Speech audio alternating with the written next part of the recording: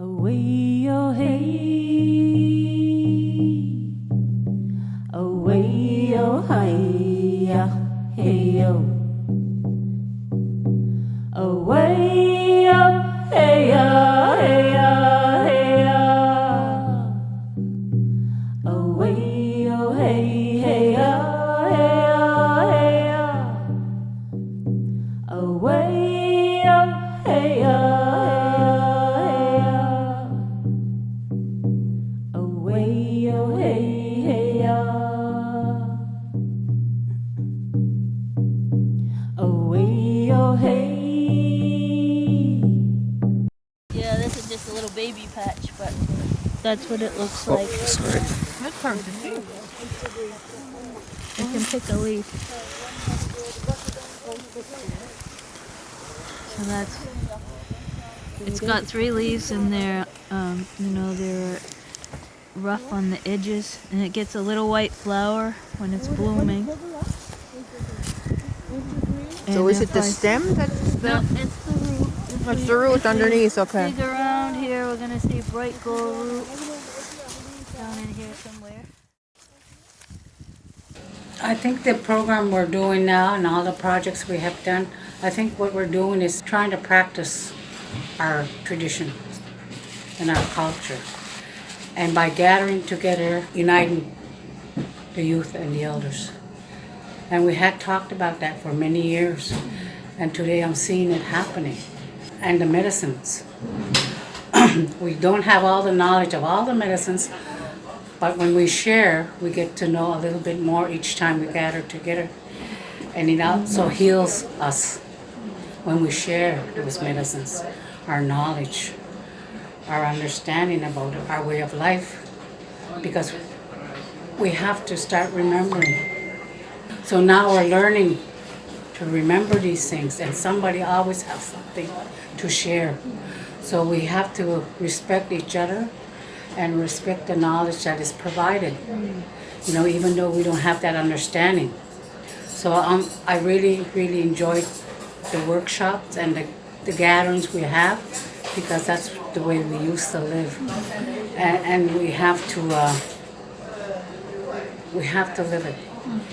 And for the future generation, there's a lot of us elders, we don't have a long life expectancy, so we want to share whatever knowledge we can share with the youth so they can grab it and carry that to the next generations to come. It's a eye awakening for me, because when I started coming to these little meetings, I learned so much from you people. Like you guys have so much information to share, and I'm willing to absorb all that information. This is new to me because I'm 70 and I'm just really absorbing all this stuff. And the guest speakers that you've had in the past few weeks, months, oh my gosh, I just wish they would, share more and more and more. It wasn't enough. That one day thing is not enough for me, and I really enjoy all these little meetings we're having. The medicine workshop, oh my gosh. You do have a lot of knowledge. And I'm so eager to absorb everything, anything that you guys have to share with me. This program you girls started, it's a very eye-opener. I wish more people could get involved and even bring it to our school system. The first meeting I went to was, I found it really interesting because with the medicine, oh my goodness, I remember some of the stuff they brought in, like to make for if you have a cold or anything. I remember my father used to go in the woods and get those 7 things, wrap them up and boil them. And in the winter time, that's what we had to drink. And that all came back, and then you cut yourself, they put that leaf on your leg, and It came back? yeah. The last one was real interesting, that medicine, especially with that young guy, had so much knowledge. Dennis Paul. Not only can we meet more often, but we can begin to replace present colonial structures with our own structures and to know what those are and to live accordingly. The value of our getting together also means that We need to use our time effectively to gather ourselves back together and to plan for our future. You know, what does a Mi'kmaq future look like? What does a Wabanaki future look like? And that's the sources of our discussions, how we put ourselves back together. We've been talking about doing things for our community, but you know, the most important aspect of everything that we've done in culture is the gap that was missing is our elders, our clan mothers that need to be part of the decision making and being put in the forefront. And what we're doing is really starting to empower ourselves. I think to me we need to come together more often, and we need our elders. We need you. You know, we're always thinking about the spiritual aspect.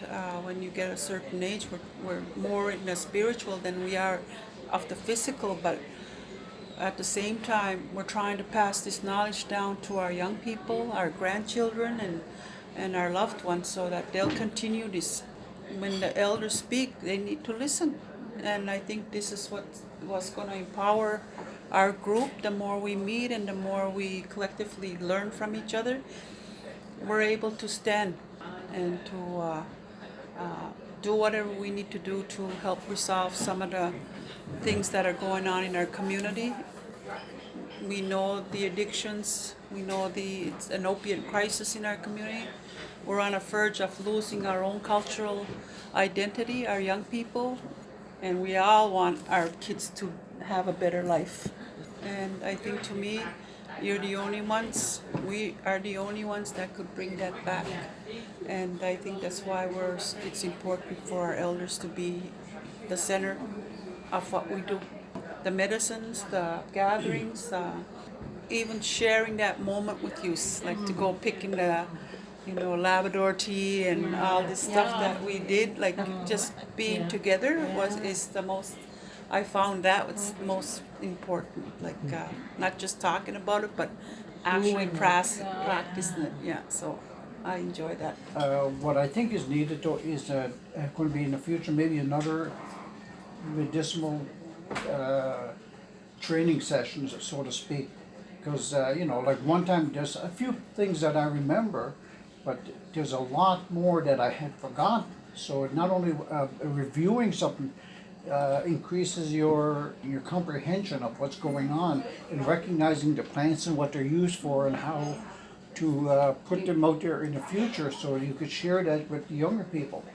And it's yeah. And for the future, what I would like to see is more discussion on the treaties and what they stand for. Because today, both levels of government, provincial and federal, and Indian Act Chief and Councils, including the court system, they all want to talk about the uses of land. That's in Mi'kmaq, our land. They want the medicines, how we lived off the land, how it provided for us, and all that is fine. But we need, I think, to take a step further and talk about title. Having a say on what happens and what doesn't happen on our land. For example, if a big industry wants to move in, how are they going to be held accountable? What are they going to do to be held accountable in the future when the resources are extracted? For example, like fracking, when they cover the wells up and then they leave. But there's still methane gas coming out of there. And where are these companies going to be 50, 100, 200 years down the road? And who's going to be left looking after this? And understanding that we own the land, we should be able to say no. If there's an industry that's going to, for example, a mine that's going to pollute a lake or a river, we should have a right to say no, because it's ours. And if we're going to benefit, I think we have to be able to know what the treaties say about who gets the benefits and how much. Because we did agree to share. We agreed to share the land, the resources, but for mutual respect, mutual benefit, and mutual prosperity. And I think those three items need to be fulfilled from both sides, natives and non-natives. And I think we need to be able to do this in a respectful way. Okay? Yeah, awesome. Thank you. Yeah, most knowledge I'm about to present or presented, I should say, and stuff like that was gathered from here in Burn Church or from the local elders and just some of my own research as well, and like Google, YouTube, and stuff like that, and a lot of trial and error too, like a lot of mistakes, a lot of wrestling, I should say, of just being passed out on the bed just because like I messed up and stuff like that too. But yeah, and that's how I ended up here essentially and stuff like that. So yeah, well, it was my daughter, my dad, and my uncle that really got me inspired into it, and like they were the ones that showed me like, oh, Gwiz, you can take this plant and like it'll treat this, it'll help with that, you can help this person, cure that person, or do this or do that, or even sometimes the opposite too and stuff like that. But that part's a different subject. But yeah, like where I got my inspiration was from my local elders. Like going back to them, it was them that showed me this, showed me that, and it's just been accumulated throughout throughout my childhood years to what it is now and stuff like that. Like that's why I got all these in front of me and stuff like that. I was taught from like I don't know, like 7, 8 years old, and that's where I got my inspiration from and stuff like that. Like I said, oh, eat this Gwiz, it tastes like this, and sure enough, like spearmint or something like that. Like you see it on pictures and stuff like that, and you see that, you're like, it's not the plant, but you eat it. And for me, that's where I got like one of my many sparks for for going into this field and stuff like that too. And also on top of that too, to find out later that's a part of our heritage and culture and stuff like that too. That's what really it kept that peak and interest there and stuff like that, because it's like, hey, like this is a part of my identity too and stuff like that. So like I want to find out more about I want to find more about our ancestors even, and that part I did too. I found like our ancestors were like how they like to say, claim it, oh, they're a bunch of cavemen and a bunch of nomadic people and stuff. Yes, sure, yes, there were some of them were cave people, some of them were very much nomadic and stuff like that, but it takes a very smart a group to even do such things and stuff like it takes knowledge of your land to, like for cavemen for instance, it takes knowledge of your land to stay in that one area and for all the seasons and stuff like that. For nomadic people, it takes a knowledge of vast terrain to know where to go afterwards too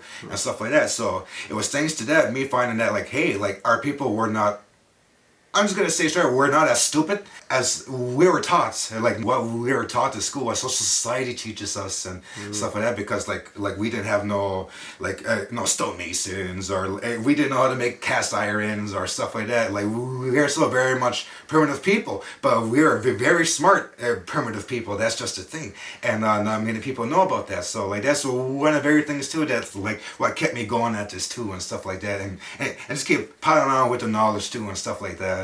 Well, here in front of me is what we call in the Mi'kmaq language Gigasuask, and then the scientific term is called Acorus calmus. And this plant is found practically in all northern parts of the world.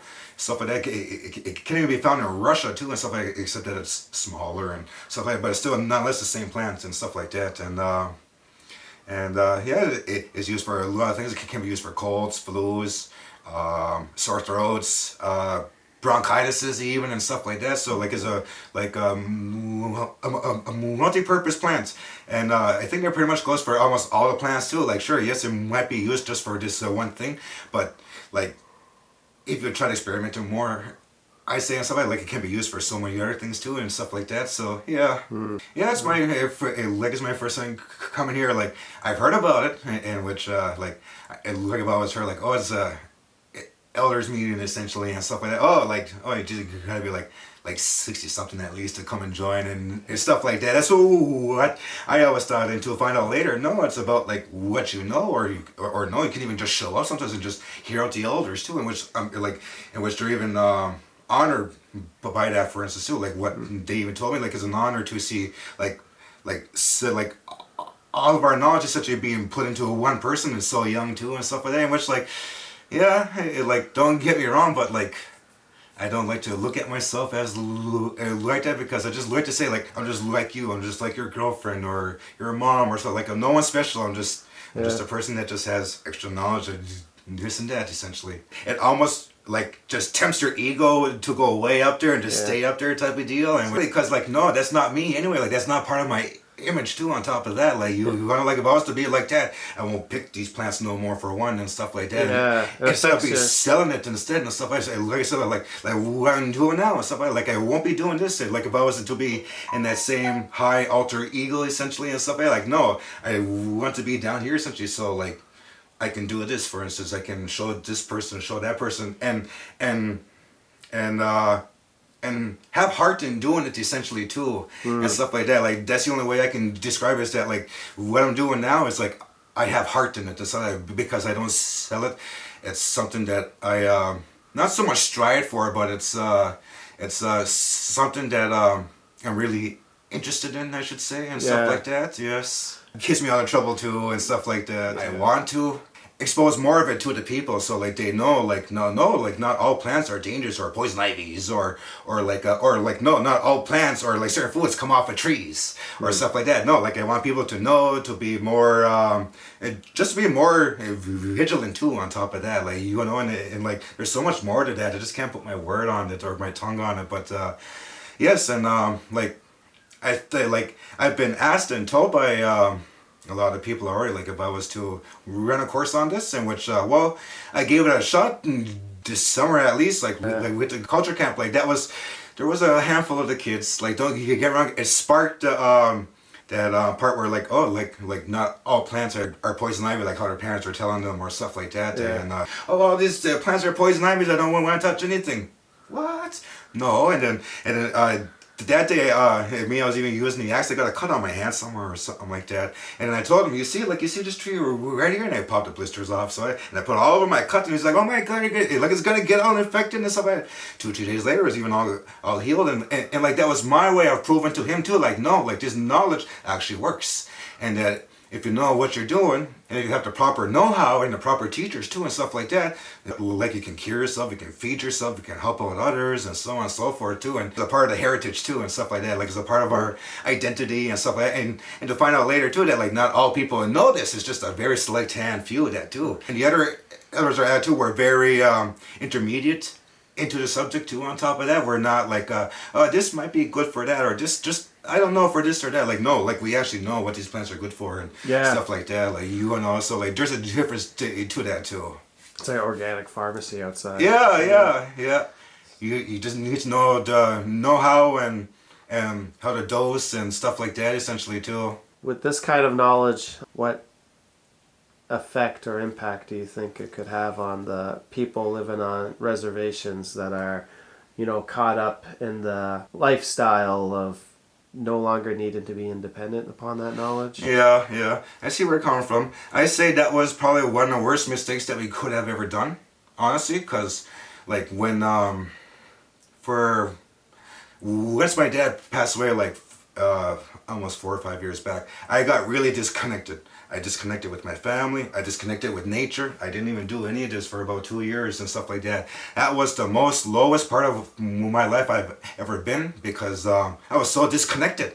Like I didn't know who to ask. I didn't know who to go to, and so on and so forth. And even going out to the woods and just, it might seem crazy, but just ask or just start even talking, or just even start doing this or start doing that. Even like we forgot how to do that and stuff like that. Like in which like back in the day, it was uncommon to see a person go through the woods. It might seem crazy, but talking to themselves, stuff like that. But that was our ways too, on top of like either with coping or with solving problems or problem solving or stuff like that, and being disconnected with nature from what I physically and mentally and spiritually found for myself is that you'll go into a very deep dark place. Not only is your depression there, your body's not there, it's always aching, it's sore, you don't want to do anything, you got no morals, and not morals, but motivation, and stuff like that. Like there's nothing left in you and stuff like that. You just even though you're sleeping all day, and you just can sleep all day and stuff like that.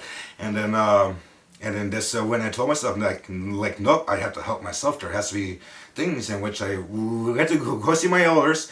I told them what was up and stuff like that, and then that's essentially what like what I told you, I disconnected myself, and that was, and it made so much sense and stuff like that. Like I needed all this help, I needed all this and all that, and which, if anything, I just turned the other cheek and went, nope, like I don't need your cheap 2 cents essentially or something like that. And which I went hard and heavy on the ball, and even all that meant, but like now that I'm sober again and I'm clean again, thank God, and which like I'm back here again, thank God, and in which I'm really happy for that. But yeah, like going back to the question of like essentially like, was it a good idea or a bad idea to like leave some of the old ways and stuff like that? In which I say it is, and so like, because like even like kind of like now we got this wired on me, we got cell phones, we got Wi-Fi, so on and so forth and stuff like that. We totally forgot even how to live outside again, and which we're also easily aggravated because we're so used to having it our way constantly, because we can tell phones to do anything at our touch or stuff like that, and which we've gotten used to that, in which if you're used to that, you get short temperamental, so on and so forth, and which nature teaches you all the blinking time. No, it's not easy out here. Like you either have to work, you have to know this, do that, or which like, or other things is that it's more wants, you don't need, and stuff like, and which for me, that's the biggest thing that nature teaches me, is that all things that I want are wants and stuff like that. Like stuff like this, I say it's in need nowadays and stuff like that. I say that we should bring back some of the old ways again, like what I'm trying to do and stuff like that. Because even brought me back, even all that, I admit that too. Like I was not heavy into the drugs, but I was starting to and stuff like that. Like I was trying to get into the pills and slightly looking towards over the cocaine and stuff like that. Like the booze was nothing and stuff like that. But once like my grandfather brought me back, and the same for my uncle Clayton and stuff like that, I was all right. And like that's why I'm so adamant on like staying with my plants, because they brought me back and they're keeping me here too on top of that. So like yeah, like it'd be awesome to see if like what me some of the elders did today, it'd be passed down and be taught and so on and so forth. It'd be awesome, yes, because it would bring back a lot of people. There could be even more future wisdom keepers that we don't know of and stuff like that. They didn't get to be guided or that spark to be sparked or something like that type of deal. And yeah.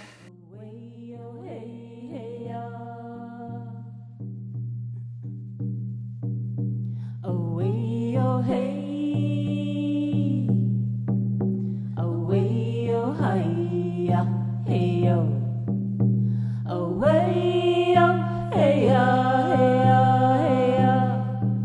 hey,